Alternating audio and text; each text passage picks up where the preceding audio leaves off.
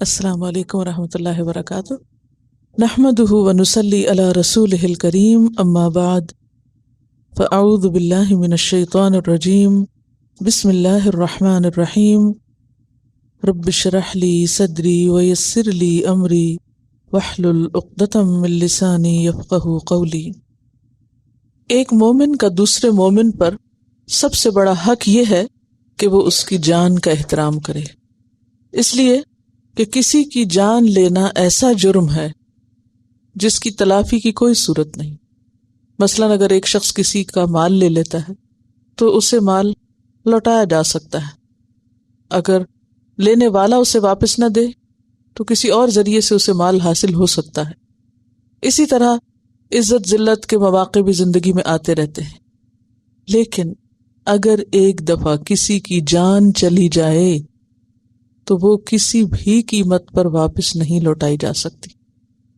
اس لیے ہم دیکھتے ہیں کہ جان لینا بہت بڑا جرم ہے، اور پھر اگر کسی سے جان بوجھ کر تو کیا غلطی سے بھی ایسا جرم ہو جائے، ایسی غلطی ہو جائے تو اس کا بھی کفارہ بتایا گیا، اور اس پر بھی پورا قانون دیا گیا کہ وہ کیا کرے۔ رسول اللہ صلی اللہ علیہ وسلم نے فرمایا، اول ما یقضی بین الناس یوم القیامت فی الدماء۔ صحیح بخاری کی روایت ہے کہ قیامت کے دن سب سے پہلے خونوں کے بارے میں فیصلہ کیا جائے گا، یعنی قتل کا فیصلہ ہوگا کہ کس نے کس کی جان لی، کس نے کس کو مارا۔ بخاری کی ایک اور روایت ہے کہ مومن اپنے دین میں بڑھتا ہے، یعنی آگے جاتا ہے، ایمان بڑھتا رہتا ہے جب تک کہ کسی حرام خون کا ارتکاب نہ کرے۔ تو قتل تین طرح کا ہوتا ہے، ایک ہے قتل عمد، جان بوجھ کے قتل کرنا، دوسرا ہے قتل شبہ عمد، یعنی مشابہ ہے جان بوجھ کے کرنے کے، یعنی ایسا لگتا ہے کہ جیسے وہ جان بوجھ کر کیا گیا، اور تیسرا ہے قتل خطا۔ تو بڑی دو ہی قسمیں ہیں، ایک ہے قتل عمد اور دوسرا ہے قتل خطا، جان بوجھ کے کسی کی جان لینا یا پھر غلطی سے۔ اگر کسی نے کسی کو قتل کے ارادے سے قتل کیا، یعنی نیت کے ساتھ، ارادے کے ساتھ، جان بوجھ کے، تو کسی بھی طریقے سے قتل کیا ہو، خواہ کوئی چیز مار کے، جیسے کوئی لاٹھی یا تلوار یا کوئی لوہے کی چیز یا کوئی پتھر، یا اوپر سے پھینک کے کسی کو دھکا دے دیا اور نیچے گرا دیا، یا پانی میں ڈبو کے کسی کو غرق کر دیا، یا آگ میں جلا کے، یا پھر گلا گھونٹ کے، یا کوئی زہر والی چیز کھلا کے، یا اس کے جسم کا کوئی حصہ تلف کر کے، کیونکہ بعض جسم کے اعضاء ایسے ہیں کہ اگر وہ نکال دیے جائیں تو انسان بچ نہیں سکتا، یا یہ کہ جسم پر کسی قسم کا کوئی زخم لگا کے۔ تو ان میں سے کوئی بھی طریقہ اگر کسی نے اختیار کیا اور اس نیت اور ارادے سے کیا کہ اس سے وہ دوسرے کی جان لے، تو یہ کیا شمار ہوگا؟ قتل عمد۔ قتل عمد میں قصاص لازم ہے۔ کیا دلیل ہے؟ کتب علیکم القصاص فی القتلی، سورۃ البقرہ میں آپ پڑھ چکے ہیں کہ مقتولوں کے بارے میں تم پر قصاص فرض کر دیا گیا، لازم کر دیا گیا۔ اور یہ نہ صرف شریعت اسلامی میں ہے بلکہ پچھلی شریعتوں میں بھی تھا۔ بنی اسرائیل کے بارے میں کیا آتا ہے؟ وَكَتَبْنَا عَلَيْهِمْ فِيهَا، اور ہم نے اس میں یعنی تورات میں ان پر لکھ دیا تھا کہ جان کے بدلے جان، آنکھ کے بدلے آنکھ، ناک کے بدلے ناک، کان کے بدلے کان، دانت کے بدلے دانت، اور زخموں میں بھی قصاص ہے۔ یعنی نہ صرف یہ کہ پوری جان لینے کا بدلہ، بلکہ اگر جسم کا کوئی ایک حصہ بھی کسی نے دوسرے کا کاٹ دیا یا نقصان دیا، اس کو ضائع کر دیا، تو اس کا بھی بدلہ لیا جائے گا۔ جیسے اگر کسی نے کسی کا دانت توڑ دیا تو اس کا بھی اس سے بدلہ لیا جائے گا۔ والجروح قصاص، اور اگر اس پورے کا پورا ضائع نہ بھی کیا جائے، زخم لگائے جائیں، تو اس کا بھی قصاص ہوگا۔ ٹھیک ہے نا؟ قصاص کیا ہے؟ بدلہ لینا، جان کے بدلے جان، اور اعضاء کے بدلے اعضاء، اور زخموں کا بھی بدلہ ہے۔ رسول اللہ صلی اللہ علیہ وسلم نے فرمایا، جس کا قتل ہو جائے وہ دو میں سے ایک بات چن لے، چاہے تو اسے دیت ادا کی جائے یا قصاص لے دیا جائے۔ یعنی پھر مقتول کے جو وارث ہیں ان کے پاس کیا ہے؟ اختیار، چاہے تو وہ خون بہا لے لیں، اور خواہ پھر وہ کیا کریں؟ قصاص لیں۔ پھر ایک ہے قتل شبہ عمد، جس میں قتل کرنے والے نے صرف سزا دینے کا ارادہ کیا تھا، قتل کا نہیں کیا تھا۔ مثلاً کسی کو لاٹھی وغیرہ سے معمولی ضرب لگائی جس سے عام طور پر انسان قتل نہیں ہوتا، یا کسی کو تپڑ مارا جسے موسیٰ علیہ السلام نے ایک شخص کو مارا تھا، تو ان کا ارادہ تو نہیں تھا قتل کرنے کا، صرف ایک سزا دینا مقصود تھا، اور اس کے نتیجے میں کیا ہوا کہ وہ شخص فوت ہو گیا۔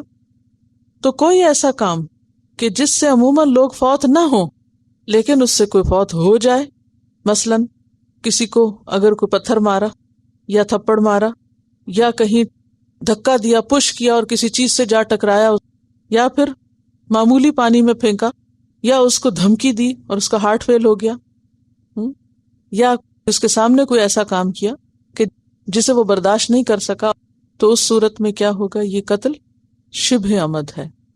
شبہ کا کیا مطلب؟ شبہ، جیسے شبہ یعنی اس کی مشابہت ہے۔ اس قسم کی جنایت میں، یعنی اس قسم کے قتل میں، قصور وار کے عاقلہ، عاقلہ عین الف قاف لام، عقل سے، عاقل نہیں ہوتا، ایک ہوتا عاقل اور ایک ہوتا غیر عاقل، تو عاقل سے عاقلہ، عاقلہ وہ رشتہ دار جو دیت دیتے ہیں، جو دیت بھرتے ہیں، جو مارنے والے کے عوض کیا کرتے ہیں؟ دیت کے ذمہ دار ہوتے ہیں، جن پر دیت ہوتی ہے۔ تو اس قسم کے قتل میں قصور وار یعنی قاتل کے جو عاقلہ ہیں ان پر دیت ہے، اور قاتل کے اوپر کفارہ ہے۔ سمجھ رہے؟ قاتل پہ کیا ہے؟ کفارہ۔ ابھی ہم پڑھیں گے، میں اس سے پہلے یہ تھوڑی سی آپ کو بریفنگ دے رہی ہوں کہ پھر جب آیتوں میں ہم آئیں گے تو وہ ایسا نہ ہو کہ آپ کے ذہن میں کچھ چیزیں نہ ہوں، جیسے عاقلہ کا لفظ جب میں بولوں گی اور آپ کو پتہ نہ ہو تو پھر آپ پریشان ہوں گے کہ یہ لفظ کیوں بول دیا۔ تو دیت کون دے گا؟ عاقلہ۔ اور کفارہ کون دے گا؟ قاتل۔ اللہ سبحانہ وتعالیٰ کا ارشاد ہے، وَمَنْ قَتَلَ مُؤْمِنًا خَطَأً فَتَحْرِيرُ رَقَبَةٍ مُؤْمِنَةٍ وَدِيَةٌ مُسَلَّمَةٌ إِلَىٰ أَهْلِهِ إِلَّا أَن يَصَّدَّقُوا، کہ مقتول کے وارث چاہیں تو معاف بھی کر دیں۔ تیسرا ہے قتل خطا۔ خطا کا کیا مطلب ہوتا ہے؟ غلطی۔ ایک مسلمان کوئی جائز اور مباح کام کر رہا تھا، مثلا کسی پرندے کو شکار کر رہا تھا، تیر اندازی کر رہا تھا، یا گوشت کے ٹکڑے کر رہا تھا، یا یہ کہ کوئی چیز اس نے کسی اور کی طرف پھینکی، بس پسٹل صاف کر رہا تھا، تو کیا وہ گولی چل گئی؟ کوئی اس کے تو خواب و خیال میں بھی نہیں تھا کہ ایسا ہوگا۔ دو دوست مل کے شکار کو نکلے، وہ پھینک رہا تھا جانور کی طرف، وہ لگ گیا دوست کو، دوست کے ہاتھوں دوست مارا گیا۔ ایسے واقعات آپ سنتے رہتے تھے۔ یہ کیا ہے؟ خطا۔ اسی طرح ایکسیڈنٹ ہو گیا، کار ایکسیڈنٹ ہو گیا، اب کوئی ارادہ نہیں تھا، نیت نہیں تھی، کیا ہوا؟ اچانک گاڑی میں جا کے لگی اور دوسرا شخص ختم ہو گیا۔ یہ کیا ہے؟ قتل خطا ہے، غلطی ہو گئی۔ تو اب ایسی صورت میں کیا کرنا چاہیے؟ تو تھوڑا سا آیت کو پڑھتے ہیں پھر مزید وضاحت دیکھتے ہیں۔ وما کان لمؤمن، اور نہیں ہے کسی مومن کے لیے، کیا نہیں ہے؟ جائز نہیں ہے، اس کے شایان شان نہیں ہے۔ کیا شایان شان نہیں؟ کسی مومن کے مومن ہوتے ہوئے کون سی بات اس کو زیب بھی نہیں دیتی؟ ان یقتل مؤمنا، کہ وہ قتل کرے کسی مومن کو۔ مومن ایسا کر ہی نہیں سکتا کہ وہ دوسرے مومن کو قتل کرے، الا خطا، مگر یہ کہ خطا ہو جائے، یعنی مومن سے ایکسپیکٹ ہی نہیں کیا جا سکتا۔ ہاں یہ کہ غلطی تو پھر ہر ایک سے ہوتی ہے، کسی سے چھوٹی اور کسی سے بڑی غلطی ہو سکتی ہے۔ خطا کیا ہوتی ہے؟ بغیر ارادے کے، ٹھیک ہے نا؟ خطا کیا ہے؟ بغیر ارادے کے، بغیر نیت کے۔ تو کوئی مومن کسی مومن کو قتل نہیں کرتا مگر یہ کہ غلطی سے۔ ومن قتل، اور جس نے قتل کر دیا، مؤمنن کسی مومن کو، خطأً غلطی سے، خطا سے، تو وہ کیا کرے؟ اب کفارہ دے۔ ٹھیک ہے، یہاں کیا بتایا جا رہا ہے؟ کفارہ۔ کیا ہے کفارہ؟ فتحریر، آزاد کرنا ہے۔ تحریر کس سے ہے؟ پیچھے پڑھ چکے ہیں نا، ہے رے رے، حر کس کو کہتے ہیں؟ آزاد کو۔ تو تحریر آزاد کرنا، اور تحریر اور کس کو کہتے ہیں؟ لکھنے کو۔ تو لکھنے کو کیوں آزاد کرنے سے تشبیہ دی؟ کہ دل کے خیالات جو کل تک آپ کے دل میں تھے، اب آپ نے ان کو آزاد کر دیا اور کاغذ پر لکھ دیا، کاغذ پہ پھیلا دیا۔ فتحریر تو آزاد کرنا ہے، کس کا؟ رقبت مؤمنۃ، مومن گردن کا، مومن غلام کا۔ تو غلام کی بجائے گردن کیوں کہا؟ کیونکہ اگر گردن سلامت ہے تو انسان سلامت ہے، اگر کسی کی گردن نہ ہو تو وہ زندہ نہیں رہ سکتا۔ اگر کسی کا ہاتھ نہ ہو تو زندہ رہ جاتا، پاؤں نہ ہو زندہ رہ سکتا، لیکن گردن نہ ہو زندہ نہیں رہتا۔ تو گردن چونکہ زندگی کی علامت ہے، زندگی کا انحصار ہے گردن پر، زندگی قائم ہی گردن سے۔ اور عموماً آپ دیکھیں گے کہ جو قتل وغیرہ ہوتے ہیں اس میں بھی گردن کو نقصان پہنچنے سے زیادہ قتل ہوتے ہیں۔ بہرحال تو وہ مومن گردن آزاد کرے، اور گردن سے مراد مکمل انسان ہے، خالی گردن نہیں، پورا انسان غلام آزاد کرے۔ اور شرط ہے، کون سا غلام؟ مؤمن، چاہے عورت ہو یا مرد، اس میں رخصت ہے۔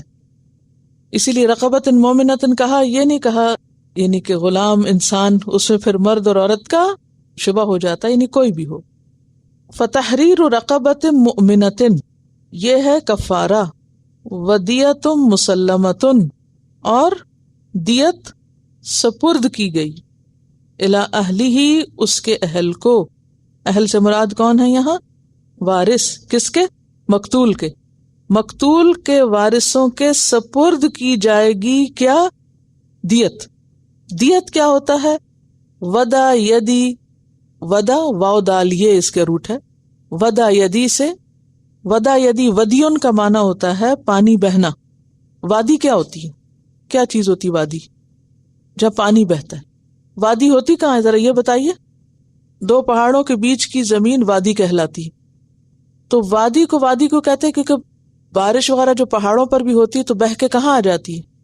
وادی میں نیچے آ جاتی ہے۔ برف وغیرہ پگھلتی ہے تو کہاں آتی ہے؟ تو وادی کا لفظ کس سے ہے پھر؟ پانی بہنے سے۔ تو یہاں بھی دیت کا لفظ جو ہے یہ ودیون سے ہے، خون بہا، یعنی پانی بہانا یا پھر خون بہانا۔ تو خون بہا کی قیمت مراد ہے۔ دیت کیا چیز ہے؟ خون بہانے کی قیمت، قتل کی قیمت یا انسانی جان کی قیمت۔ اور یہ قیمت کس کو دی جائے؟ اہل مقتول کو، مقتول کے وارثوں کو۔ کس طرح؟ مسلم، سپرد کی جائے۔ یہ نہیں کہہ سکتے اور وہ میرے گھر میں فلاں چیز رکھیے جا کے اٹھا لو، وہ تمہاری دیت ہے، ایسے نہیں کہہ سکتے۔ یا وہ میں نے فلاں باغ فلاں سے خریدا ہے اور یہ اس کے کاغذ ہیں اور باقی معاملہ تم خود ہی اس سے طے کر لو، یہ نہیں ہوگا۔ کیا ہوگا؟ مکمل طور پر ہینڈ اوور کی جائے گی، ہینڈ اوور کی جائے۔ مسلم کا کیا معنی ہوگا پھر؟ ہینڈ اوور کی جائے۔ ہینڈ اوور کرنا ضروری ہوتا ہے کسی بھی چیز کو؟ کیوں؟ اگر کسی نے زبانی کہہ دیا جاؤ میں نے فلاں چیز تمہیں دے دی، وہ تمہاری ہے۔ مثلا کوئی کہے اچھا یہ دیت ہے، ٹھیک ہے فلاں نے اتنا میرا قرضہ واپس کرنا ہے تو تم کیا کرو، میں اسے کہہ دیتا ہوں تم اس سے خود لے لو، جا کے اس سے وصول کر لو، میں اسے فون کر دیتا ہوں تم چلے جاؤ اور جا کے لے آؤ اس سے۔ یہ نہیں کیا جائے گا۔ کیا کیا جائے گا؟ اس سے لے کر سپرد کیا جائے گا۔ کیوں سپرد کیا جائے گا؟ اصل میں یہ لفظ اتنی دفعہ آتا ہے نا، فدیۃ مسلمۃ مسلمۃ، تو پھر میں خود اس پر جب بھی پڑھتی تو میں کہتی تھی کہ بس اتنا کیا کافی نہیں تھا کہ دیت دے دی جائے؟ مسلمتن کا لفظ کیوں آتا ہے بار بار؟ اس کی کیا اہمیت ہے کہ ہاتھ میں دیا جائے، ہینڈ اوور کیا جائے، ملکیت میں دے دیا جائے؟ کیوں؟ اس لیے کہ جو ان کا نقصان ہوا وہ بہت بڑا ہے۔ اب اس نقصان کے بعد ان کو اور ذلیل و خوار نہ کیا جائے اور مشکل میں نہ ڈالا جائے، یعنی تاکید کے لیے بھی کہ یہ لازم ہے، اب یہ اس کا حق ہے، اب یہ جا کے دینی پڑے گی، خود حوالے کرنی پڑے گی۔ صرف وعدہ کافی نہیں، صرف لکھ دینا کافی نہیں، صرف کسی کی طرف ریفر کر دینا کافی نہیں، بلکہ ہینڈ اوور کرو جا کے۔ ودیۃ مسلمۃ الی اہلہ، الا مگر یہ کہ ان کے یصدقوا وہ صدقہ کر دیں۔ کون کر دیں؟ مقتول کے وارث۔ کس کو؟ عاقلہ کو، جن کے اوپر لازم تھی دیت دینا، وہ کیا کہیں اچھا ہم نے معاف کی، یہ صدقہ ہے۔ یعنی دیت کا معاف کیا جانا کیا ہے دراصل؟ صدقہ، صدقہ لکھا جائے گا۔ فَإِن كَانَ پھر اگر ہو، کون؟ مقتول. کانا کے نیچے چھوٹا سا لکھ لیں مقتول. اگر مقتول ہو من قومن ایک قوم سے، عدو لکم جو دشمن ہے تمہاری، اگر مقتول دشمن قوم سے ہے، وہو مومن حالانکہ وہ مومن ہے. اب پھر عرب کا وہ قبائلی نظام یاد کیجئے کہ بعض قبائل بعض کے کیا ہوتے تھے؟ دشمن ہوتے تھے، لیکن انہی قبائل کے اندر کچھ لوگ کیا ہو جاتے تھے؟ مسلمان ہو جاتے تھے. ایسی مثالیں موجود ہیں نا؟ کوئی مثال دیجئے. مثلا طفیل بن عمرو الدوسی جو تھے وہ مسلمان ہوئے تھے، لیکن ان کا قبیلہ مسلمان نہیں ہوا تھا. یعنی بعد میں پھر ہوئے، لیکن ابتدا میں ایسی بہت سی مثالیں تھی کہ قبیلے میں سے ایک شخص نکل کے آتا وہ مسلمان ہو تو باقی نہیں ہوتے. اچھا، بعض قبائل ایسے تھے جن سے مسلمانوں کی کوئی دشمنی عداوت نہیں تھی، لیکن بعض قبائل کے ساتھ دشمنی تھی. یا یہ ہوتا تھا کہ وہ مثلا قریش کے حلیف ہوتے تھے تو حلیف ہونے کی بنا پر ان سے دشمنی ہوتی، لیکن اسی قبیلے کے اندر انڈیویجول جو ہے وہ مسلمان ہے. اب وہ مسلمان جو ایسے قبیلے میں سے تھا جس کے ساتھ تمہاری دشمنی تھی، اب اس کی دیت کا کیا ہوگا؟ اب یہ حکم آ رہا ہے. ٹھیک ہے. فتحریر رقبۃ مؤمنہ فل سٹاپ. اس کی دیت نہیں ہوگی بلکہ کیا ہوگا؟ کفارہ ہوگا. ٹھیک ہے. عام مومن کا کفارہ بھی ہوگا اور دیت بھی ہوگی، لیکن دشمن قوم کے مسلمان کا کفارہ تو ہوگا قتل کا، لیکن دیت نہیں ہوگی. کیوں نہیں ہوگی؟ وجہ ایک تو ایک کافر مومن کا اور مومن کافر کا وارث نہیں ہوتا. دوسری بات یہ ہے کہ بعض اوقات یہ ہوتا تھا کہ کسی گھر میں سے صرف ایک بچہ کوئی مسلمان ہے اور باقی سب تو نہیں. اب اگر دیت دی جاتی ہے اور وہ قبیلہ دشمن ہے آپ کا، تو وہ دیت کہاں استعمال ہونے کا اندیشہ ہے؟ آپ کے خلاف. ٹھیک ہے. وَإِن كَانَ اور اگر ہے من قوم ایسی قوم سے، بینکم وبینہم میثاق تمہارے اور ان کے درمیان کیا ہے؟ میثاق ہے، عہد و پیمان ہے، صلح ہے. ٹھیک ہے. فدیتن تو کیا ہے؟ دیت. مسلمتن سپرد کی ہوئی، پھر مسلم ساتھ ہے، الی اہلہ اس کے وارثوں کو. وتحریر رقبۃ مؤمنہ اور آزاد کرنا مومن گردن کا، غلام کا. ٹھیک ہے. تب اس میں کس صورت میں صرف کفارہ ہے؟ جب مقتول دشمن قوم سے ہو، اور اگر مقتول معاہد قوم سے ہو. معاہد کا کیا معنی ہوتا ہے؟ جن کے ساتھ کوئی ٹریٹی طے پا چکی ہے، وعدہ ہو چکا ہے کہ ہم جنگ نہیں کریں گے، ایک دوسرے کو نقصان نہیں دیں گے. تو خواہ وہ مسلم ہے یا نہیں، لیکن ان کے اندر اگر کوئی شخص مسلمان ہے تو اس کا پھر کفارہ بھی ہوگا اور دیت بھی ہوگی، کیونکہ وہ دیت آپ کے خلاف نہیں استعمال ہوگی. فمن لم یجد پھر جو کوئی نہ پائے، کیا نہ پائے؟ مومن گردن، یعنی غلام نہ پائے، یہ مراد ہے. یا پھر ہے تو صحیح لیکن بہت زیادہ قیمت ہے، پھر وہ کیا کرے؟ فصیام تو روزے رکھنا، شہرینی 2 مہینے کے. شہرینی تسنیہ ہے، اس کا واحد کیا ہے؟ شہر. دلیل کیا ہے؟ شہر رمضان الذی. متتابعین، متتابع کس سے ہے؟ روٹ کیا ہے اس کا؟ تابعین، تابع تابعداری. تتابع ہوتا ہے ایک دوسرے کو فالو کرنا، مراد ہے مسلسل، تسلسل کے ساتھ. تتابع ہوتا ہے ایک دوسرے کے پیچھے آنا، یعنی continuous at a stretch without any break. 2 مہینے کے روزے رکھے جائیں گے. ٹھیک ہے نا. اگر ایک روزہ بھی کسی نے چھوڑ دیا بغیر کسی شرعی عذر کے تو پھر کیا کرنا ہوگا؟ دوبارہ سے پورے 2 مہینے کے روزے رکھنے ہوں گے. وکان اللہ اور ہے اللہ علیمن علم والا، حکیمن حکمت والا. اس لیے اللہ نے یہ حکم دیا ہے تم کو. ہوتا یہ کہ جب کسی سے ایسی غلطی ہو جائے، ایسا گناہ ہو جائے، تو اس کے لیے بہت بڑی گلٹ کا سبب ہوتا ہے. اس گلٹ کو ختم کرنے کے لیے کیا کرنا چاہیے؟ 2 کام، کفارہ بھی اور صدقہ بھی. کفارہ کیا ہے؟ خود کو خود سزا دینا. مثلا کیا سزا دینا خود کو؟ روزے رکھنا، گڑ گڑا کے معافی مانگنا اور اصلاح کرنا اپنی غلطی کی. پھر اسی طرح دیت کیا ہے؟ صدقہ. مال خرچ کرنا. تو اللہ علم والا ہے اور حکیمن حکمت والا ہے. حکیم بمانا حاکم. حاکم کون ہوتا ہے؟ فیصلہ کرنے والا. اللہ علم والا ہے، فیصلہ کرنے والا ہے. کیا مطلب؟ کس میں فیصلہ کرے گا؟ بندوں کے درمیان. کس چیز کا؟ کس نے کس پہ زیادتی کی، کس نے کس کو مارا. اور قیامت کے دن کیا ہوگا؟ سب سے پہلے خون کا بدلہ. اور حکیم حکمت کے معنوں میں بھی ہے، ٹھیک ہے نا. تو حکمت والا ہے کیا معنی؟ اس کی حکمت کیا ہے کہ اس نے خطا اور عمد میں فرق کیا ہے. قتل خطا اور قتل عمد میں فرق ہے، اور پھر دونوں کے بدلے میں بھی فرق ہے. تو یہاں پر اس آیت میں جو باتیں کہی گئی ہیں، خلاصہ ان کا کیا ہے؟ سب سے پہلی بات تو یہ ہے کہ مومن کا قتل منع ہے. جان بوجھ کے مومن قتل نہیں کر سکتا الا یہ کہ اس سے غلطی ہو جائے. غلطی ہونے کی صورت میں کیا کرنا ہوگا؟ کفارہ اور دیت دینی ہوگی. کفارہ کیا ہے؟ رقبہ مومنہ ہے. رقبہ مومنہ میں مرد یا عورت دونوں ہو سکتے ہیں، یعنی کوئی بھی ہو سکتے ہیں، اور اس میں بھی صحیح سلامت ہوں. ایسا نہ ہو کہ کسی کا بازو کٹا ہوا یا ہاتھ، جیسے قربانی کا بکرا ہوتا ہے نا، تو اس کی شرط کیا ہے؟ کہ بے عیب ہو. تو اسی طرح جو غلام آزاد کیا جائے گا اس میں بھی کیا شرط ہے؟ کہ بے عیب ہو.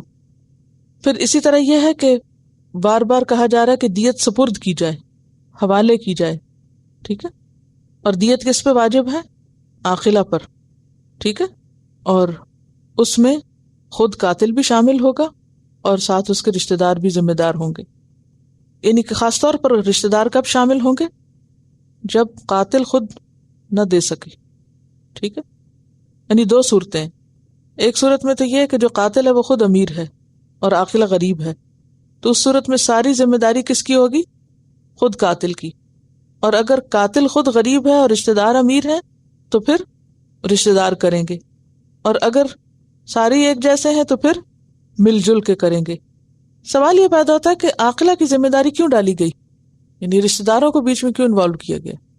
اور رشتہ دار بھی وہ جو میت کے ورثے میں شریک ہوتے ہیں نا، ٹھیک ہے نا.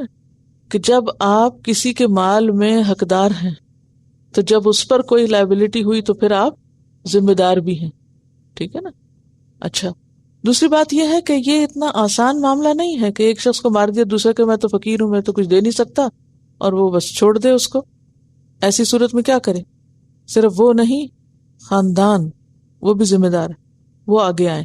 یعنی حکم کی اہمیت پتہ چل رہی ہے. پھر اس کے بعد آپ دیکھیے کہ اب سوال یہ پیدا ہوتا ہے کہ دیت ہوتی کتنی ہے؟ قرآن پاک میں تو ذکر نہیں ہے، لیکن حدیث سے ہمیں پتہ چلتا ہے کہ 100 اونٹ کی قیمت. اچھا، پیسوں میں، کرنسی میں کیوں نہیں دیت کی قیمت بتائی گئی؟ اس کی کیا حکمت ہے؟ اس کی ڈیویلیویشن ہوتی رہے گی اور اس میں آگے پیچھے سکے فرق ہوتے رہیں گے. تو جانور ہے نا ہر دور میں. اونٹ تو اونٹ ہی ہے، تو 100 اونٹ جتنی بھی اس کی قیمت ہوگی، ٹھیک ہے. اور اس میں گائے بکری بھی نہیں کہا گیا. جتنے بھی مویشی ہیں ان سب میں قیمتی ترین چیز اونٹ ہے، گائے بھینس سے بھی زیادہ. اب آپ کہیں کہ ہمارے علاقے میں تو ہے ہی نہیں، تو ایسی صورت میں معلوم کرائیں کہ اگر آپ کے علاقے میں وہ آئے تو اس کی قیمت کیا ہوگی. پھر آپ دیکھیں کہ دیت دی کس کو جائے گی؟ مقتول تو مرنے والا تو مر گیا، اس کے پیسے کون لے گا؟ وارث لیں گے. کون سے وارث لیں گے؟ جو اس کے ترکے کے مالک، کیونکہ میت کا ترکہ ہے. یہ دیت کیا شمار ہوگی؟ میت کا ترکہ. تو ترکے میں کون کون شریک ہوتا ہے؟ پیچھے آپ پڑھ چکے ہیں یا نہیں پڑھ چکے؟ پڑھ چکے ہیں جی، وارث جو ہوتے ہیں. پھر اسی طرح اس آیت سے کیا پتہ چلتا ہے کہ معاف بھی کی جا سکتی، دیت معاف کی جا سکتی. الا ان یصدقوا. یہاں پھر ایک اور فرق بتایا گیا کہ ویسے تو مومن کی دیت بھی ہے اور کفارہ بھی، لیکن اگر مومن دشمن قوم سے ہو تو ایسی صورت میں پھر کیا ہوگا؟ صرف کفارہ ہوگا. اور کفارہ کیا ہے؟ 2 مہینے کے روزے. اور اگر کوئی روزے نہ رکھ سکے تو، یعنی اصل کفارہ کیا ہے؟ غلام آزاد کا. اگر کوئی نہ کر سکے تو روزے رکھے، اور اگر کوئی روزے بھی نہ رکھ سکے تو روزے کا کفارہ دے دے. اور اس کے علاوہ کیا کرے؟ توبہ استغفار کرے، ٹھیک ہے.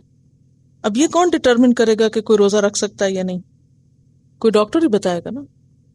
اس طرح تو کوئی بھی کہے میں روزہ نہیں رکھ سکتا، مجھے بہت مشکل لگتے ہیں روزے، تو پھر یہ دیکھا جائے گا کہ وہ واقعی ایسا بیمار ہے یا کمزور ہے کہ روزے نہیں رکھ سکتا، تو اس صورت میں، ورنہ یہ نہیں کہ انسان یہ کہ میرا دل نہیں چاہتا روزے رکھنے کو۔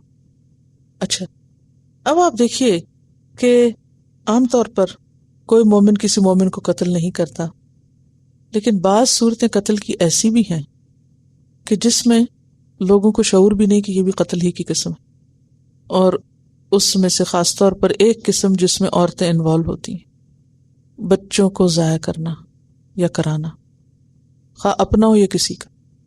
ایسے ڈاکٹرز جو بغیر کسی وجہ کے کسی کا بچہ ضائع کر دیں کہ اس کے بس کچھ پیسے کما لیں، وہ سب قتل کے مجرم ہوتے ہیں، کیونکہ جس جنین میں جان پڑ جائے، آپ دیکھیں نا، جب جان پڑ گئی، دل دھڑک رہا ہے، ہارٹ کام کر رہا ہے، بچہ ہاتھ پاؤں ہلا رہا ہے ماں کے پیٹ میں، تو اس پر اس کو ختم کر دیا جائے، ماں خود جا کے کہ میں نہیں سنبھال سکتی۔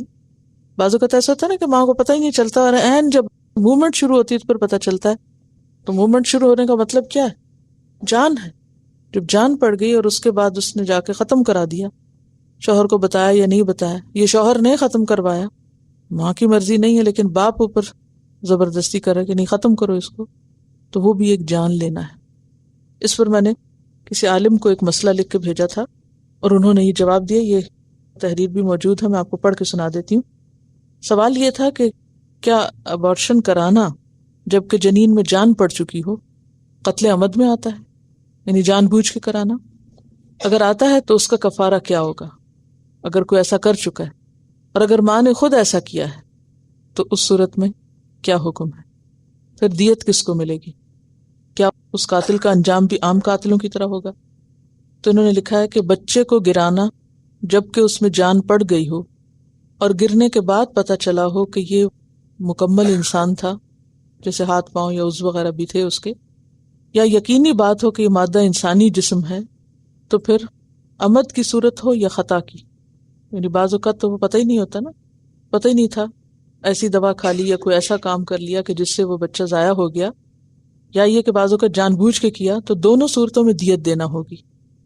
ایسے بچے کی دیت ایک غرہ ہوگی، یعنی وہ انسان جو باہر دنیا میں چلتا پھرتا ہو اس کی دیت تو 100 اونٹ ہے، لیکن وہ جو ابھی ماں کے پیٹ میں ہے تو اس کی دیت کم ہے، اس کی دیت ایک غرہ ہے، غرہ 5 اونٹوں کی قیمت ہے۔ اگر ماں نے یہ کام کیا ہو تو دیت میں سے اسے کچھ نہیں ملے گا، ویسے تو ماں بھی وارث ہوتی ہے نا اولاد کی، لیکن اگر ماں قاتل ہے تو ماں کو کچھ نہیں ملے گا جبکہ اس نے عمدن ایسا کیا ہو۔ ایسی صورت میں وہ دیت دے گی بھی اور اس کے ساتھ استغفار بھی کرے گی۔ اگر جان پڑنے سے پہلے ضائع کرایا تو وہ بھی گناہ تو بہرحال ہے، یعنی اس کو قتل تو آپ نہیں کہیں گے، کیونکہ قتل تو انسان کا ہوتا ہے جب تک اس کی موومنٹ شروع نہیں ہوئی، تو بھی ایک لیونگ چیز تو ہے نا، سیل کی ڈویژن شروع ہو گئی اور اس نے بڑھنا شروع کر دیا تو وہ کیا ہوا؟ یعنی آپ نے ایک بڑھتی چیز کو روکا تو بہرحال وہ اگر انسان کا قتل نہیں تو اس کی شبہ یا اس کے تابع تو ہوگا، تو اس کی بھی اس طرح اجازت نہیں ہے کہ انسان جس کا جو جی چاہے کرے۔ یعنی دونوں سیلز ملنے کے بعد جب ان کی ڈیولپمنٹ شروع ہو جاتی ہے تو گروتھ شروع ہو جاتی ہے نا، جب گروتھ شروع ہو جاتی ہے تو گروتھ کون سی چیز کرتی؟ لیونگ کرتی، یعنی کہ اس کو انسان اگر آپ نہ بھی کہیں، یعنی اگر وہ پورا انسان نہیں بنا تو ایسی صورت میں بھی وہ جرم ہے، لیکن اس میں پھر یہ ہے کہ اس کا اطلاق اس حکم پر تو نہیں ہوگا، اس میں دیت وغیرہ تو نہیں ہوگی کیونکہ ابھی وہ مکمل انسان نہیں بنا، لیکن جو بچہ پورا انسان بن جائے پھر اس کو ختم کیا جائے تو اس کا یہ حکم ہے جو میں نے آپ کو پڑھ کے سنایا۔ تو ابارشن کے بارے میں جو فتویٰ ہے میں ریفرنس آپ کو بتا دیتی ہوں، آپ خود بھی وہاں سے دیکھ سکتے ہیں، کیونکہ یہ مسئلہ خواتین سے متعلق ہے اور خواتین کو اس کا علم ہونا چاہیے اور پورے یقین اور شرح صدر کے ساتھ کہ وہ کہاں سٹینڈ کرتی ہیں۔ اور اس میں آپ دیکھیے کہ یہ ایک کینیڈین ہیلتھ رپورٹ ہے جس میں نیو کینیڈین ابارشن سٹیٹسٹکس جو ریلیز ہوئے، اگرچہ یہ پرانے ہیں، بالکل لیٹسٹ تو نہیں ہے، لیکن انہوں نے لکھا ہے کہ ایئر 2000 میں 1,05,427 babies were deliberately killed in their mothers' wombs in year 2000۔ آٹوا March 28 2003 کی رپورٹ ہے، LifeSiteNews.com۔ Statistics Canada today released information that 105,427 babies were deliberately killed in their mothers' wombs in the year 2000 in Canada. The reported death toll is added to the 2 million slaughtered since 1969. اور پھر اس کے بعد یہ کہ 1999 میں abortion count was slightly higher, اور اس میں 427 کی بجائے 666 تھا، اور پہلا فگر وہی. اور یہ کہتے ہیں کہ ابورشن ریٹ جو تھا 15.4 ابارشنز پر 1000 وومن، یعنی ہر 1000 عورت میں سے 15.4 جو ہیں وہ ابارشن کراتی رہی 1999 میں اور 2000 میں. تو آپ دیکھیے کہ یہاں پر ہر طرح کے لوگ رہتے ہیں، اور اس میں مسلمز بھی موجود ہیں، اور مسلم خواتین بھی یقیناً ایسی مشکلات کا شکار ہوتی ہوں گی. تو بعض اوقات لا علمی میں، بعض اوقات دیکھا دیکھی، بعض اوقات کسی بیماری، تکلیف، پریشانی کی وجہ سے، ریزن کوئی بھی ہو، لیکن قتل ہے. اس میں پھر فتویٰ کیا ہے؟ اسلام Q&A پہ آپ مزید اس کو پڑھ سکتے ہیں. الفتویٰ الجامعہ، فتویٰ نمبر ہے 3/1056 www.islam-qa.com. تو اس پر آپ دیکھ لیجئے. اسلام Q&A مشہور سائٹ ہے، اور اس میں جو فتویٰ نمبر 3/1056 ہے، کیونکہ وہ ایک دم اتنا ڈھونڈنا مشکل ہوگا آپ کے لیے، تو اس میں آپ دیکھ سکتے ہیں. اس میں انہوں نے لکھا ہے کہ کسی نے ان سے سوال پوچھا تھا کہ حمل کے پہلے 3 مہینوں میں بچے کو ابورٹ کرانے کے بارے میں کیا حکم ہے جبکہ روح نہ پھونکی گئی ہو. تو جواب میں انہوں نے لکھا ہے، حمل کے کسی بھی مرحلے میں بچے کو ابورٹ کرانا جائز نہیں، سوائے اس کے کہ کوئی ویلڈ ریزن ہو، کوئی جائز وجہ ہو. حمل کے پہلے 40 دن میں اگر اس کو کسی وجہ سے گرانا پڑے، یعنی کسی ویلڈ ریزن کی وجہ سے گرانا پڑے تو جائز ہے، مگر اس مرحلے میں صرف اس خوف سے گرانا، اب یہ بہت غور سے سننے کی بات ہے کہ یہ نہیں کہ any one can do that کہ 40 دن ابھی نہیں گزرے تو چلو کام ختم کریں. صرف اس خوف سے گرانا کہ اس بچے کو پالنا پوسنا اور تربیت وغیرہ پر بہت خرچہ یا مشکل ہوگا، تو یہ کسی بھی طور پہ جائز نہیں، یعنی یہ ویلڈ ریزنز نہیں ہے. اس کے ساتھ ساتھ مستقبل کے خوف اور یہ خوف کہ ہمارے پہلے ہی بہت بچے ہیں، یہ بھی جائز وجوہات نہیں. تو پہلے 40 ڈیز کے بارے میں تو یہ ہے کہ جب تک کوئی ویلڈ ریزن نہ ہو تو ایون پہلے 40 ڈیز میں بھی ابورٹ نہیں کرا سکتے. حمل کو علقہ یا مضغہ کے مرحلے میں، یعنی اگلے جو 40 ڈیز ہیں اور اس کے بعد کے، اس کے مرحلے میں بھی اس کو گرانا صحیح نہیں، سوائے اس کے کہ ماں کی صحت کو خطرہ ہو، یعنی اگر ماں کی جان کو خطرہ ہو. اور اس صورت میں کہ حمل کو اگر کنٹینیو کیا گیا، مثلا بعض خواتین کا BP بہت ہائی ہوتا ہے اور پریگننسی میں وہ اور زیادہ بڑھ جاتا ہے، تو ایسے میں ماں کی جان کو خطرہ ہو سکتا ہے، تو اس صورت میں صرف جائز ہو سکتا ہے.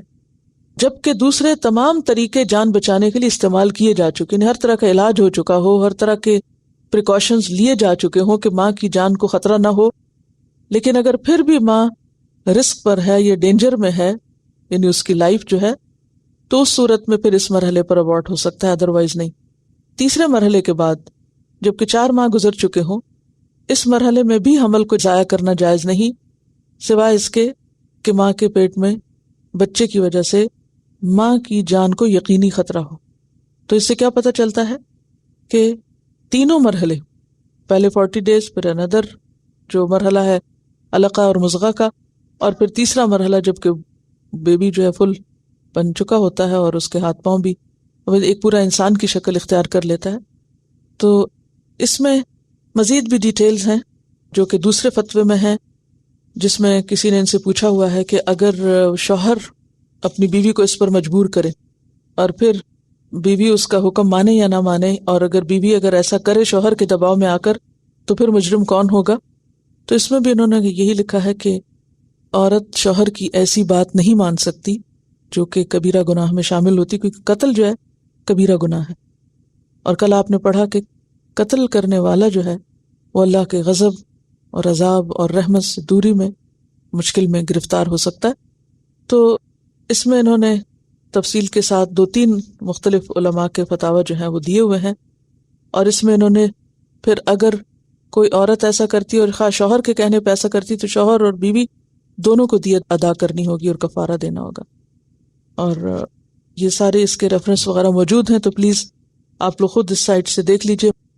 اور اس میں پھر آپ دیکھیں کہ اگر کوئی غلطی سے ایسا کر چکا ہو، یا کسی کے مشورے سے، یا کسی جذباتیت کی وجہ سے، لا علمی اور جہالت کی وجہ سے، تو زندگی میں ہی توبہ کر لینا، کفارہ دینا اور کثرت سے استغفار کرنا جو ہے وہ بے حد ضروری ہے، کیونکہ انسانی جان کا معاملہ کوئی آسان معاملہ نہیں ہے، اور ہر جان ایک الگ جان ہے، اس کا مالک اس کا رب ہے، اور کسی انسان کو اختیار نہیں کہ وہ کسی دوسرے کی جان لے، کیونکہ کسی کی جان لینا انتہائی گھناؤنا جرم ہے، اور کسی کو اس کے زندگی کے حق سے محروم کرنا جو ہے یہ کوئی کھیل نہیں ہے.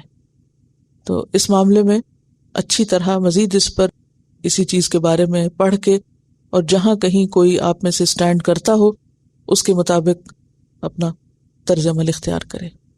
ٹھیک ہے، ایک دن بھی گزرا ہو، ایک دن بھی گزرا ہو، ایک دن بھی گزرا ہو تو بغیر وجہ سے نہیں ختم کر سکتے. بعض لوگ گھریلو ٹوٹکے اور اس طرح کی چیزیں اختیار کرتے رہتے ہیں، وہ بھی گناہ ہے. یعنی جب آپ نے انٹینشن یہ کی کہ میں اس حمل کو ابارٹ کر دوں، میں اسے کیری نہیں کرنا چاہتی، تو یہ جو انٹینشن ہے یہ انٹینشن ہی درست نہیں ہے، الا یہ کہ کوئی ویلڈ ریزن ہو. تو ایسی پلز بھی جو اس نیت سے لی جائیں، یعنی میتھڈ پھر کوئی بھی ہو سکتا ہے، قتل کا طریقہ کوئی بھی ہو سکتا ہے، خواہ آپ کسی کو زہر کھلائیں، خواہ آپ کسی کا گلا گھونٹیں، خواہ آپ کسی پہ کوئی ہتھیار چلائیں، یعنی کوئی بھی طریقہ جو اس میں اختیار کیا جائے وہ غلط ہے. کفارہ لکھا ہوا اس فتوے میں، وہ آپ اس کے مطابق پڑھ کے دیکھ لیجیے.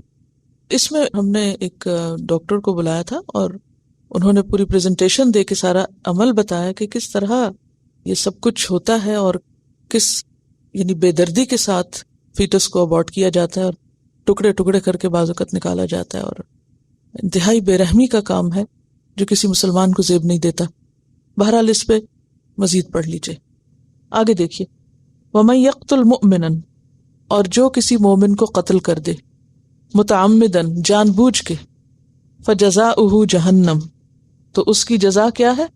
جہنم، خالدن فیہا، وہ اس میں ہمیشہ رہے گا. کیوں ہمیشہ کی سزا کیوں ہے؟ ذرا دیکھیے، جو کسی مومن کو جان بوجھ کے قتل کرے اس کی جزا جہنم ہے، جس میں وہ ہمیشہ رہے گا. کیوں ہمیشہ؟ کیوں؟ کیونکہ جس کو قتل کیا گیا اس سے بھی ہم نے زندگی ہمیشہ کے لیے چھین لی. وغضب اللہ علیہ، اور اللہ اس پر غضبناک ہوا، ناراض ہوا. ولعنہ، اور اس پر لعنت کی. واعد لہ، اور اس کے لیے تیار کیا عذاب عظیما، بہت بڑا عذاب. یہ ہے سزا کس چیز کی؟ قتل کی. کون سے قتل کی؟ قتل عمد کی. قرآن پاک میں کسی جرم پر اتنی سخت سزا نہیں سنائی گئی جتنی قتل کے گناہ پہ سنائی گئی. کیا کیا ہے اس میں؟ نمبر 1 جہنم، اور جہنم میں خلود. نمبر 2 غضب، اللہ کا غضب اس پر، غصہ، ناراضگی. نمبر 3 اللہ کی لعنت، رحمت سے دوری، رحمت سے محرومی. اور نمبر 4 وَأَعَدَّ لَهُ عَذَابًا عَظِيمًا، بہت بڑا عذاب ہے اس کے لیے، یعنی تیار کیا جا چکا ہے. یعنی جنت جہنم اب بھی موجود ہیں. یعنی ایسے شخص پر نہ تو رحم کیا جائے گا، نہ اس کی سزا ختم ہوگی، اور ہمیشہ ہمیشہ کے لیے اللہ تعالیٰ اس پر غضبناک. الا یہ کہ کوئی شخص سچے دل سے توبہ کر لے. توبہ کرنے سے سارے گناہ معاف ہو جاتے ہیں. حضرت عبداللہ بن عمر سے روایت ہے کہ آپ صلی اللہ علیہ وسلم نے اپنے خطبہ حجۃ الوداع میں فرمایا، اللہ نے تم پر ایک دوسرے کے خون، مال اور آبرو اسی طرح حرام کر دی ہیں جس طرح تمہارے اس دن کی، کون سے دن؟ یوم النحر کی، تمہارے اس شہر کی یعنی مکہ کے شہر کی، اور تمہارے اس مہینے کی یعنی ذوالحج کے مہینے کی حرمت ہے. نیز فرمایا میرے بعد ایک دوسرے کی گردنیں مار کر کافر نہ بن جانا.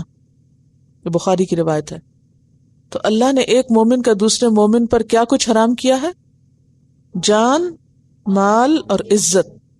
عزت بھی اسی طرح حرام ہے دوسرے کی، لیکن ہم عموماً اس کی پرواہ نہیں کرتے. قتل کو بڑا گناہ سمجھتے ہیں، چوری کو بڑا گناہ سمجھتے ہیں، لیکن غیبت کو عموماً بڑا گناہ نہیں سمجھتے. تو آج کے لیسن میں پہلی آیت کیا تھی؟ آپس کے تعلقات کی درستگی کر لو، اور درستگی کے لیے کیا شرط ہے؟ سلام کی کثرت کرو. اور یہاں پر بگاڑ کی آخری حد بتائی گئی. بگاڑ کی ابتدا کیا ہوتی ہے؟ چھوٹی چھوٹی بدگمانیوں سے. اگر سلام کی کثرت ہو، ایک دوسرے سے صلح صفائی کرتے رہے انسان، جیسے ہر چیز کی صفائی ہوتی ہے ایسے آپس کے تعلقات کی صفائی بھی ہوتی رہے، تو یہاں تک نتیجہ نہیں پہنچتا. لیکن اگر باہمی تعلقات میں خوبی اور بھلائی نہ ہو، سلام کی کثرت نہ ہو، اصلاح نہ ہو، تو بعض اوقات لڑائیاں بڑھتے بڑھتے کہاں تک پہنچ جاتی ہیں؟ قتل تک. دنیا میں آپ دیکھیں سب سے پہلا جو کبیرہ گناہ ہوا تھا وہ کیا تھا؟ قتل. اور اس کے پیچھے وجہ کیا تھی؟ حسد. اور حسد کس چیز کا سمبل ہے؟ تعلقات کی خرابی کا. جیلسیز. جب جیلسی حد سے بڑھتی تو انسان کیا چاہتا ہے؟ کہ جس سے مجھے حسد ہے وہ مجھے نظر بھی نہ آئے.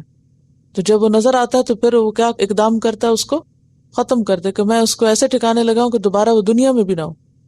یعنی کسی کو نظر سے اوجھل کرنے کا سب سے بڑا طریقہ کیا ہے؟ مار ڈالا جائے اس کو، قصہ تمام کر دیا جائے اس کا. تو کسی کا قصہ تمام کرنے والا، یعنی کسی کی دنیا چھیننے والا، دراصل اپنی آخرت بیچ دیتا ہے، اپنے لیے ہمیشہ کی سزا بھگتتا ہے. حضرت ابو بکر کہتے ہیں کہ آپ صلی اللہ علیہ وسلم نے فرمایا، جب دو مسلمان تلوار لے کر باہم لڑیں تو قاتل و مقتول دونوں جہنمی ہیں. میں نے کہا، اے اللہ کے رسول صلی اللہ علیہ وسلم، یہ تو قاتل تھا، مقتول کا کیا قصور؟ فرمایا، اس لیے کہ وہ بھی اپنے ساتھی کے قتل کے درپے تھا. تو اس سے کیا پتہ چلتا ہے کہ قتل کرنا تو دور کی بات، اگر قتل کی نیت کر لی اور کر نہیں سکے بلکہ الٹا خود ہو گئے، تو اس نیت کی وجہ سے پھر انجام قاتل ہی کی جیسا ہوگا. حضرت ابن عباس کہتے ہیں کہ آپ صلی اللہ علیہ وسلم نے فرمایا، 3 آدمیوں پر اللہ تعالیٰ قیامت کے دن سب سے زیادہ غضبناک ہوگا. نمبر 1، حرم میں الحاد کرنے والا، یعنی مکہ مدینہ میں الحاد کیا ہوتا ہے؟ دین سے پھر جانا. نمبر 2، اسلام میں طریقہ جاہلیت تلاش کرنے والا، یعنی مسلمان ہونے کے باوجود کیا کرے؟ جاہلیت کے طریقوں پہ چلے.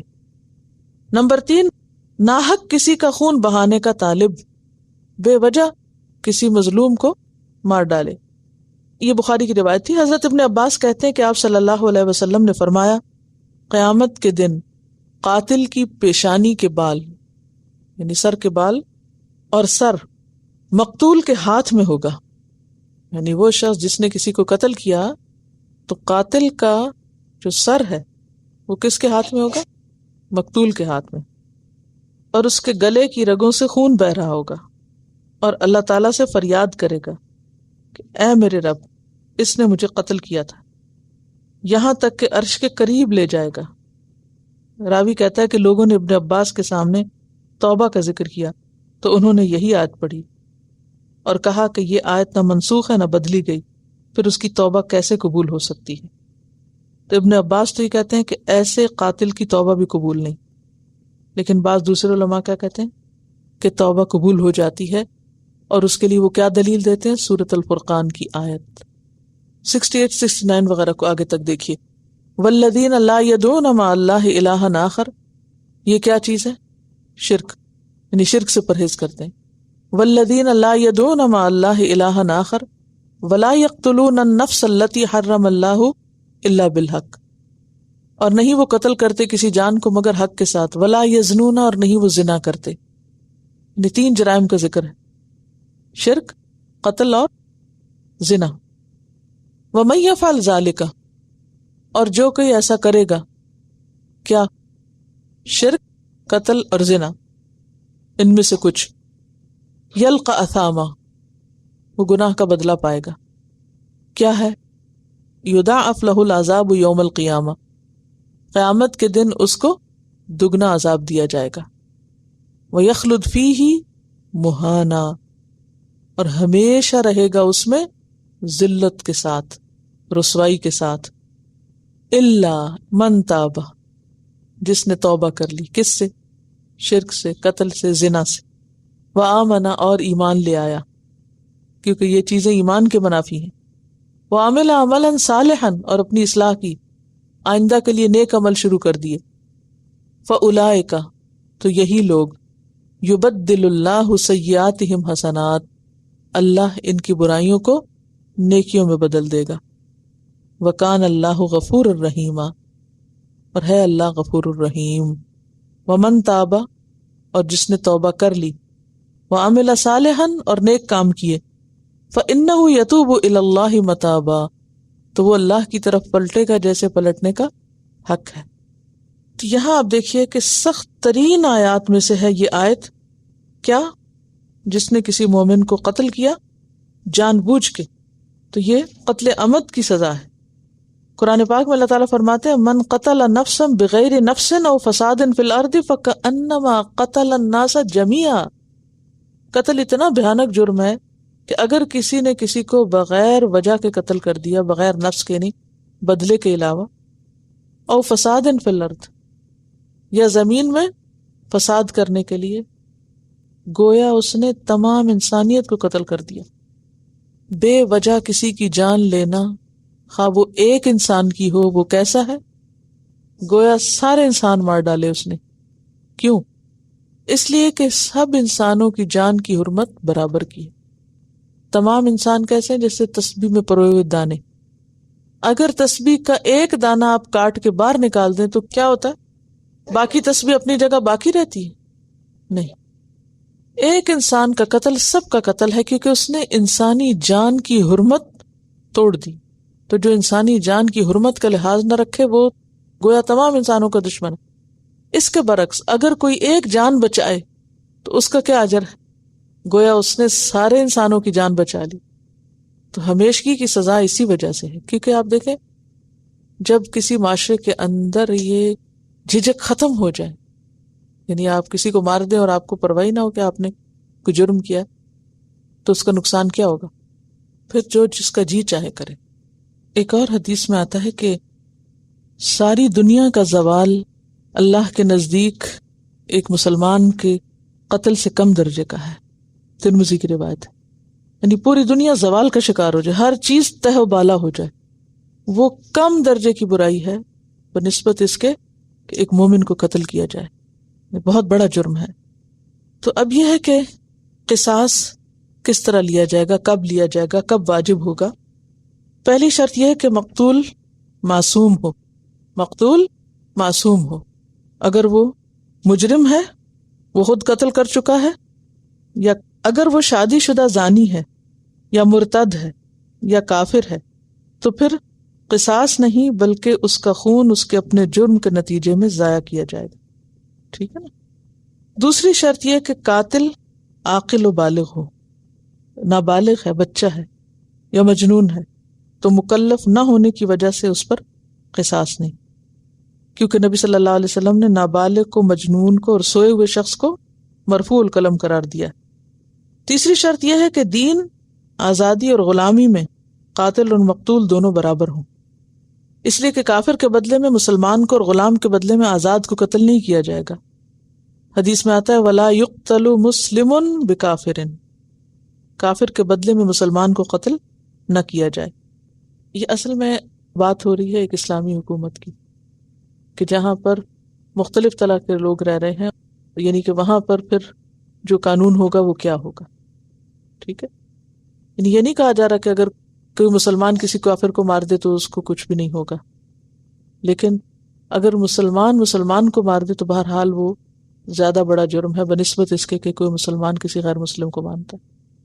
لیکن انسانی جان، خواہ وہ مسلمان کی یا غیر مسلم کی، دونوں ہی محترم۔ اس کے بعد ہے کہ آزاد کو غلام کے بدلے میں قتل نہ کیا جائے گا، اولاد کے بدلے میں والد کو قتل نہ کیا جائے گا۔ یعنی اگر ماں نے بچے کو مار دیا ہے تو بدلے میں ماں کو قتل نہیں کیا جائے گا، ٹھیک ہے؟ جس کے لیے قصاص لینا ہے اس کا مکلف یعنی عاقل و بالغ ہونا ضروری ہے۔ اگر وہ نابالغ یا مجنون ہے تو مجرم کو پابند رکھا جائے گا کہ بچے کے بالغ ہونے یا مجنون کے افاقے کے بعد وہ چاہیں تو قصاص لے لیں، یعنی بچہ جب بڑا ہو جائے گا تو پھر قصاص لیا جائے گا۔ یا معاف کر دیں۔ خون کے مستحقین مقتول کے ورثاء قصاص لینے پر متفق ہوں، اگر کسی ایک نے معاف کر دیا تو پھر قصاص نہیں ہوگا، ٹھیک ہے نا؟ یعنی قصاص کون لیتا؟ وارث۔ اور اگر وارثوں میں سے آدھے یا ایک بھی کہے کہ ہم نہیں دیت لیتے تو پھر کیا ہوگا؟ ساکت ہو جائے گی، ان کا متفق ہونا ضروری ہے۔ اور اگر معاف کر دیا لیکن کسی ایک نے نہیں کیا تو پھر اس صورت میں کیا ہے؟ یعنی کہ اگر وارث کہتے ہیں کہ ٹھیک ہے ہم نے چھوڑ دیا، تو ایسی صورت میں پھر کیا ہوگا؟ یعنی اگر تو سارے کر دیتے تو ٹھیک، اور اگر آدھے کرتے ہیں آدھے نہیں کرتے تو بھی کیا ہوگا؟ وہ معافی سمجھا جائے گا۔ پھر قصاص دیت اور معاف کرنے میں اختیار، جیسے کہ ابھی آپ پڑھ چکے ہیں۔ پھر اسی طرح یہ ہے کہ زخموں کا بھی جو بدلہ ہے تو اس میں بھی جس کا جو نقصان ہوگا وہ نقصان کرنے والے سے پورا کرایا جائے گا۔ اچھا، اب میرا سوال یہ ہے کہ جیسے ٹریفک کا حادثہ ہو جائے تو وہ کس میں آئے گا؟ قتل خطا میں آئے گا نا۔ اس میں پھر آگے مزید ڈیٹیل دیکھی جائے گی نا، کہ اگر کوئی سامنے آ کے مارا جاتا ہے تو اور بات ہے۔ ایک اور چیز یہاں یاد رکھیے کہ ایسے معاملات جب ہو جاتے ہیں نا تو وہ صرف جنرلی کسی بات کو جاننے یا پڑھنے سے بات نہیں بنتی، بلکہ وہ جب بدلہ لیا جاتا ہے یا کچھ بھی اس کی قیمت کی یا کسی بھی طرح کی جو دیت وغیرہ طے کی جاتی ہے وہ وقت کا قانون کرتا ہے، افراد خود سے خود نہیں کرتے، آپس میں بیٹھ کے نہیں طے ہوتی یہ باتیں۔ مقتول کا بدلہ، مثلا اگر کسی شخص نے کسی کو مار دیا تو قاتل کو اس کے وارث پکڑ کے خود سے نہیں مار سکتے، یعنی اپنے ہاتھ میں قانون کو نہیں لے سکتے۔ مثلا اگر ایک شخص نے دیکھا دو لوگ آپس میں لڑ رہے ہیں، ایک نے دوسرے کو مار دیا، اب جو مارا گیا اس کا بھائی پاس کھڑا، تو وہ یہ نہیں کر سکتا کہ وہ قاتل کو خود سے خود مار دے، ٹھیک ہے؟ اس کے لیے کیا ہوگا؟ عدالت میں جائے گی بات، ثابت ہوگا قتل، اور پھر اس کے بعد بدلہ ہوگا۔ تو اس میں ہم چیزوں کو جنرلائز نہیں کر سکتے۔ یہاں ایک حکم پڑھنے کا مقصد کیا ہے؟ جتنا بھی ابھی آپ نے پڑھا تو ہم یہاں ایک قانون نہیں پڑھ رہے، اس وقت کیا پڑھ رہے ہیں کہ مومن کا قتل جو ہے وہ بہت بڑا جرم ہے۔ یہ دیکھیے کہ قرآن جو ہے سب سے پہلے کتاب ہدایت ہے نا، اور پھر اس کے بعد عام روزمرہ زندگی میں وہ ڈیٹیل میں اس کے جو قانونی تقاضے ہیں وہ بھی پورا کرتی۔ اب آپ دیکھیے کہ جنرل ٹرمز میں یہاں کیا بتانا مقصود ہے کہ کتاب نصیحت کے طور پر جو بھی شخص ان آیات کو پڑھے تو وہ کیا کرے گا؟ انسانی جان کی جو حرمت ہے اس کا خیال رکھے گا، اور پھر خاص طور پر اس کی جو سزا بتائی گئی اور جو آخرت میں اس کا نتیجہ بتایا گیا وہ اگر ہم سامنے رکھیں تو اس سے کیا پتہ چلتا ہے کہ اگر یہ تعلیم کسی کو ہو تو کوئی شخص کسی کو قتل نہ کرے گا، کسی کو مارنے کی جرات نہ کرے گا۔ ہم جنگ احد کے کانٹیکس میں پڑھ چکے ہیں کہ حضرت حذیفہ کے والد جو تھے یمان، ان کو کس نے مارا تھا؟ خود مسلمانوں نے، لیکن کیسے مارا تھا؟ غلطی سے مارا تھا۔ پھر کیا ہوا؟ اس کے بعد دیت معاف کر دی گئی تھی، حضرت حذیفہ نے معاف کر دی تھی، ٹھیک ہے۔ اب آپ دیکھیں کہ بعض اوقات ایک شخص قتل کرنے والا ہوتا ہے، بعض اوقات ایک قتل میں دو لوگ شامل ہیں، تو چاہے دو شامل ہیں یا تین ہیں یا پانچ ہیں تو کیا ہوگا؟ سب اس میں شریک ہوں گے، یعنی قاتل ایک ہوں یا ایک سے زائد ہوں، تو اگر کوئی کسی کے قتل میں کسی بھی طرح شریک ہے تو وہ جو اس کا جرم ہے وہ سب پر ڈیوائیڈ ہوگا۔ وآخر دعوانا ان الحمد للہ رب العالمین۔ سبحانک اللہم وبحمدک نشہد ان لا الہ الا انت نستغفرک ونتوب الیک۔ السلام علیکم ورحمۃ اللہ وبرکاتہ۔